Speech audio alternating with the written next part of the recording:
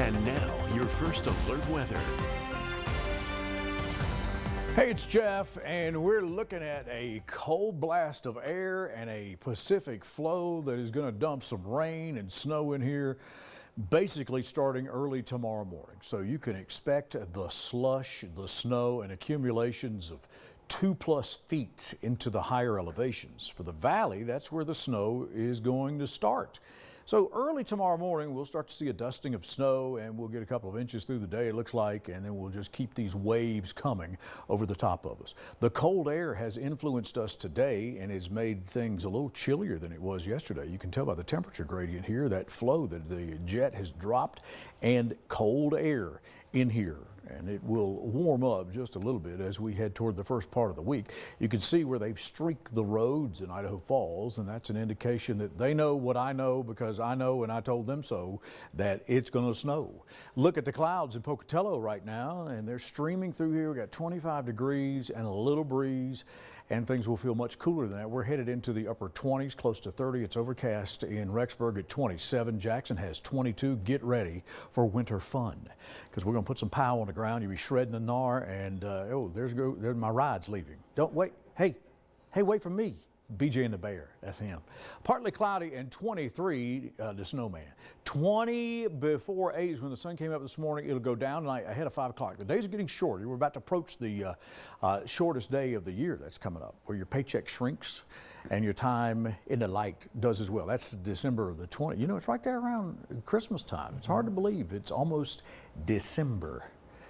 Whew. Where does the time go? 23 in Salmon, 22 in Chalice, 31 Arco, mid-20s right now in Blackfoot, and 26 down around Soda. And the winds accompanying this system will be gusting 30 to 40 miles an hour into some of our higher elevations. And I'm serious when I talk about visibility, whiteouts, and road conditions. It's not going to be a pleasant weekend. You see where we're getting to the upper 20s today. We start with fog into tomorrow morning, make the changeover into some valley snows on the ground through the course of the day on Friday, and the temperatures waver just there around perfect snowmaking degrees at about 31. It will get a little warmer on into the back end of the weekend, and we'll make the changeover into some more rain. So it's going to be hard to keep up with how much snow you've seen because of the wind and because of the slush. But with temperatures right now in our adjoining areas under that winter storm watch, which means conditions are favorable for over 2 feet of snow into the ridges and higher elevations. The wind chills right now making it feel like it's in the teens and mid-20s. 20 in Soda is what it feels like. Here's the overall setup. So we start talking about snow, and valley floor snows start tomorrow morning as you're getting up and watching us. This upper level system will jettison in here, and we'll leave the snow making into the afternoon into the eastern highlands and into the tip tops of the mountains there and down into Bear River Range. You get a bit of a break, but there's more moisture to come with several rollovers that'll be here. As you get into Friday night, there are more snows that will cross our path and more accumulations. So this is a multi-tiered event with, again, wave after wave. This is Saturday morning early. You get another little push here with the winds pushing across, and more deeper snows as we head into Sunday, and we really do get back into the ski business up into Grand Targhee and down around Kelly Canyon. And I think aren't we making snow? Are they getting ready to open this tube hill out here on, was that Sunnyside? So things are getting ready to get lit up in here for shredding the gnar. And you better be careful, because if you've got a high-profile vehicle or you're hauling sleds somewhere, we're going to see some winds around here, 20 to 40 miles an hour. So it's going to blow that snow around and make for difficult travel. For the rest of the day today, it's going to be in the upper 20s.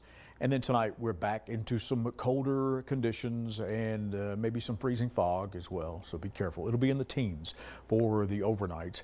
And then we launch into the 8-day forecast, where the ride continues. 70% chances of snow into Blackfoot, and it'll be about 32, 33 degrees. And we warm up just a little bit in Sunday. So if the moisture arrives at the right time, obviously into the morning hours, you get more snow on the ground, but there's a mix of rain in there as well.